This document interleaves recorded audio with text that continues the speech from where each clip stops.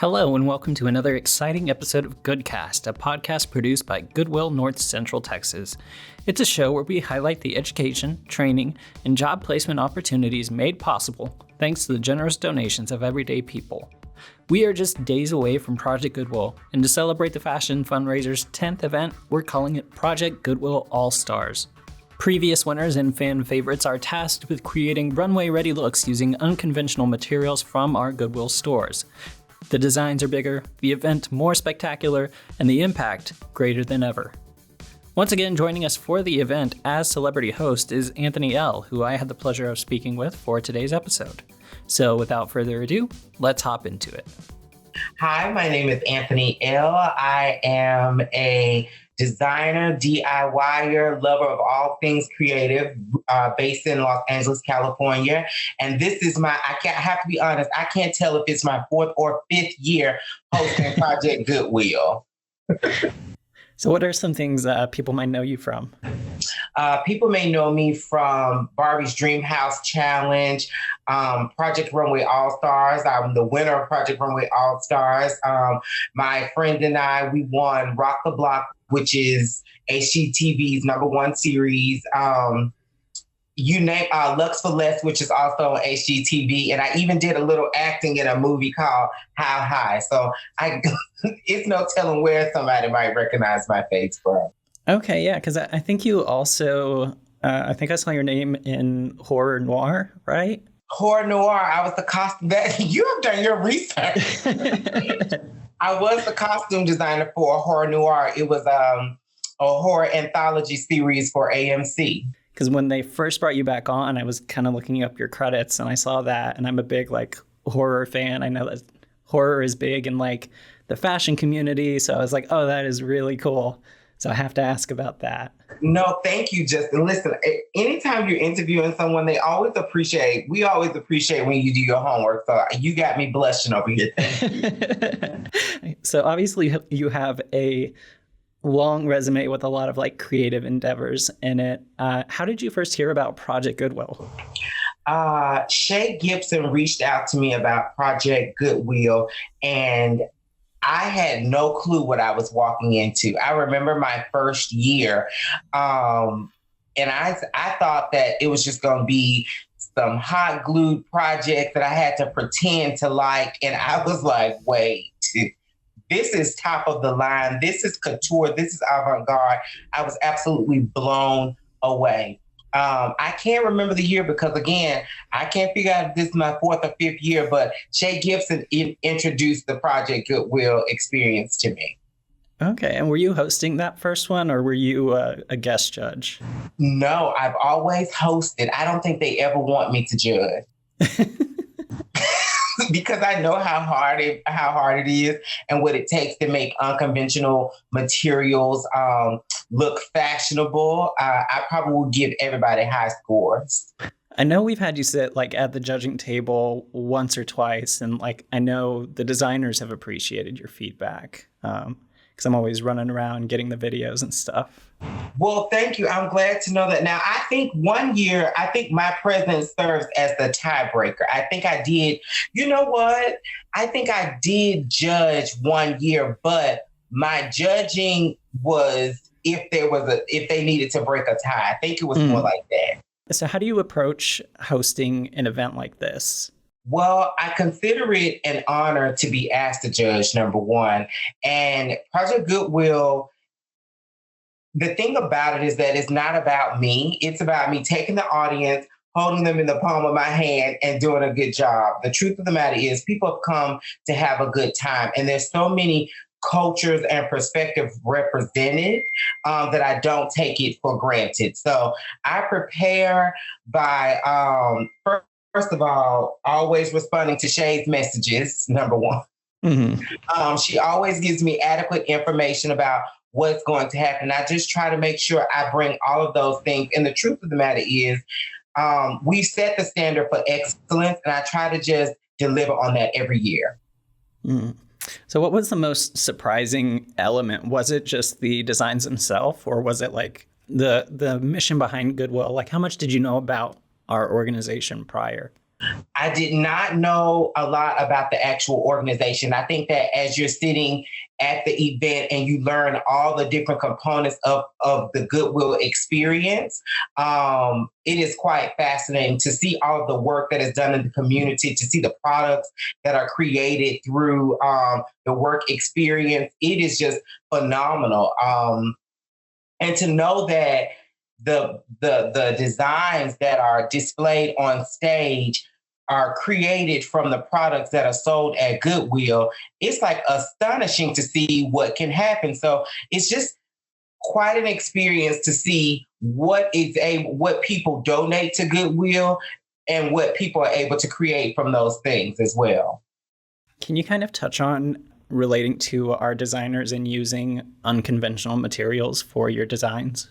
Well, okay, now listen, Justin, on Project Runway, I never placed high in the unconventional challenges. So let me just say that these designers are already far better than I was when I had the opportunity to work with unconventional materials. But these designers, I mean, they set the bar so high. I mean, some of them have clothing that have like engineering and mechanical components to them. And I'm like, my brain was never able to go to those places. So they really are, they really come prepared to give an incredible show. And I think that I wish I had a little of that intuition when I was on Project Runway. I'll just leave it at that, Justin. I mean, the praise is all to those designers. And I tell you, sometimes you can look at another artist's work and think, why didn't I think of that first? Every year I come to Project Goodwill, I'm always thinking, how did I not think of that first? Yeah, this year in talking to the designers, one thing that a lot of them said is that, in the past they've come into the competition with some sort of plan or like outline, but this year a lot of them are just kind of winging it. I heard that a lot. How much prep versus flexibility do you think you have to have in creating a look?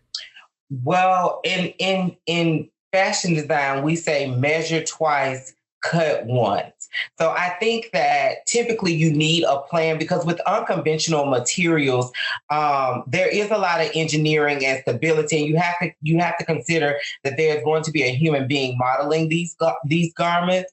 So I do think that you need to have some plan in place, but I also think that when you are creative, you have to leave room for, I'm not going to say error, I'm going to say you leave room for flexibility because a lot of times in the design experience, you have to pivot. So I think that these designers just have to find the balance in not exactly having a plan, but also being able to pivot in terms of flexibility. What's the saying in jazz? If you make a mistake once, it's a mistake, but if you do it 3 times, it's on purpose. Okay, go with that.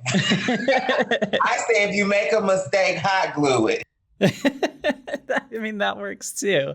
I see a lot of hot glue while they're getting ready. So it feels like even at the day of, there's still micro adjustments and stuff that needs to get done to make sure it looks as good as possible. Well, that's the thing that people don't know, Justin, is that before the show starts, I get to see all of the garments, and you're absolutely right. There are those micro adjustments that are happening behind stage. And I think to myself, will this make it to the runway? But I also remember the many times that I've had garments that I've looked at myself and thought, will this make it to the runway? And somehow it does. That's the magic of the runway experience, is that no matter what goes on behind stage, it's all about delivering a great show on stage. And these designers never disappoint. Can you think of any like designs or looks that have stood out to you in the past? Yes. Okay. The first year I did Project Go. Okay, I'm not gonna say the first year. I'm just gonna say a year because I don't want to confuse. There was an individual that did these teardrop. the whole entire bottom of the dress were like these fish scales, teardrops, and they were metallicized. It was absolutely beautiful. That I think that person won that year, and they've gone on to Paris and done some incredible things. Do you know what I'm talking about? Renacio, yes, and it was like the canvas material that was cut. Absolutely stunning. There was another young lady who did a tribute to. She did a tribute to Goodwill by only using the Goodwill colors, and I think she was a judge last year, but the year prior to her judging, she was a contestant, and she did these beautiful flowers made out of Goodwill bags. I'm not sure if you know who I'm talking. It was a white dress, but it had blue.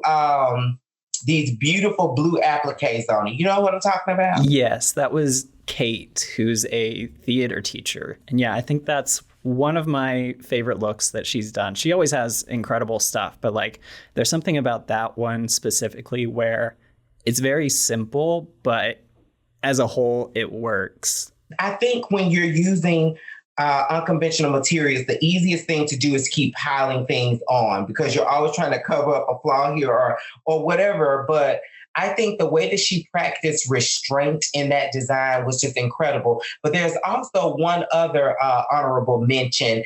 The young lady is a twin. And she took these book pages and she did all this amazing pleating, and her sister modeled for her. Do you know who I'm talking about? Emily, yes. Do you know I was scared to say her name? I figured I remember that it was Emily, but I didn't want to get her name wrong. I should have said it, but yes, Emily, her design was absolutely stunning to me as well. One thing I really like about Emily is just like every year she has competed, her looks have been wildly different. Like she's gone above and beyond, which is like testing the range of her abilities. Agreed. I think she is a showstopper. I don't know who the designers are this year, but I am hoping in the All-Star experience that she's coming back. I believe you've seen most of them. There may be one or two who you might not have gotten to before. I think having an All-Star theme is the best way to celebrate this 10-year anniversary. I'm so excited. Yeah, I think it'll be a ton of fun. This was a question that I asked the designers during their first meeting for this year. But in your opinion, what is the definition of an all-star? Well, an all-star is a well-rounded individual who understands the importance of winning as well as losing. And it's about delivering. You know, it's about remaining, I think, in the present moment and delivering. I think an all-star is someone who gets it. They understand that you can deliver whatever you want to in terms of personal design, but you also understand that it's a show. So you're putting on a show and you have an audience that you have to deliver for as well. With that title of all-star, do you feel like with this process, you're kind of competing with yourself and previous designs? I think as a designer, I think as a creative, you're always competing with yourself. I think the easiest thing to do is to get in your head and let other people create doubt. But I think that the best thing you could do is reflect on your past ventures and your past design experiences and find a way to level up that, because raising the bar within yourself is the only way you truly grow as a creative. You can always look to the left and the right and see what someone else is doing, but it's really that internal gauge of success that's important. Mm-hmm. So we get a lot of feedback after these events, and like, without question, a lot of people, their favorite part of the event is your hosting, especially among men, which I think is like kind of funny because maybe they're just like scared to even be at a fashion show, but they find themselves enjoying it. What is your favorite part about Project Goodwill? Oh, wow. I got to tell you, I get the show. Every time a design comes out and it's presented, there's no less excitement from me because I know what it's like to be on the other side of trying to deliver that product in front of a room full of individuals. I've never felt more celebrated than at Project Goodwill. I know that wasn't what you was asking, but I want to touch base on that. I am at Project Goodwill. Everybody's allowed to come as they are and are celebrated accordingly. And that really is my ultimate favorite part of the experience. I never feel like, one year I wore a skirt and nobody said anything. I think that was my best year, actually. Mm. And men and women and children are all wanting to take pictures. So, my first answer stands that seeing the beautiful designs, the incredible innovation that's represented through the fashion is what I love. But I tell you, the fact that I can come and be myself and the audience welcomes me accordingly, and I get to give all of myself because the audience gives me so much of who they are, that is my ultimate experience. Yeah, I think when people accept the campiness of the event, I'm using that positively. Like, I think it's a ton of fun. You know what? I think, Justin, you have just given us the adjective that describes Project Goodwill. It's campy.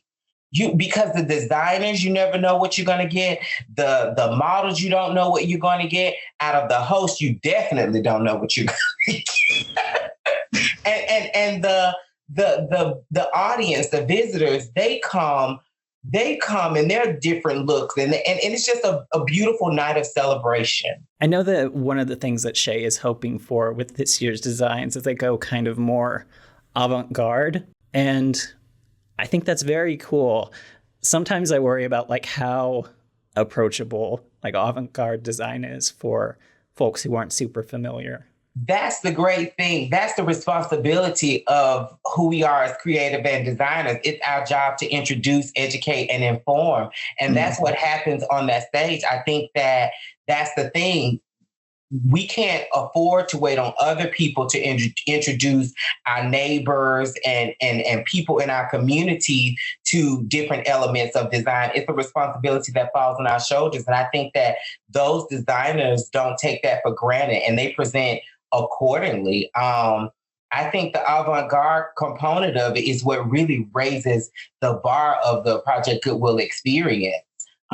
Because you have designers who have played it safe in past years, but then you really have those designers who push the avant-garde envelope. And in the past years, those are the designers who have really been celebrated. I could see that for sure. Do you have a particular success story that you remember or that stands out to you? We always show these videos at Project Goodwill, and I know they inspire our designers to an extent. Some of them have told me that, but are there any that have stood out to you? One year, there was a young man he had done some incredible work. And I think he was a part of, I don't want to get this wrong. I don't remember all of the details, but I just remember when his story was presented to the audience, you could feel the emotions and the celebration and the beauty and the wonder of what he was doing. He was present along with his family, but you could feel the love in the room. And I thought to myself, wow, like this goes so far beyond fashion. It goes beyond thrifting. This is an experience.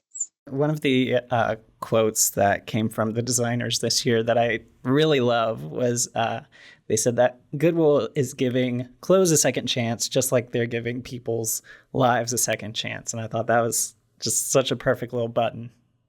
That's beautiful. I mean, that really just encompasses the sustainability of the entire experience. Can you tell me what you're most looking forward to this year? Well, it's an all-stars year at the 10-year anniversary. I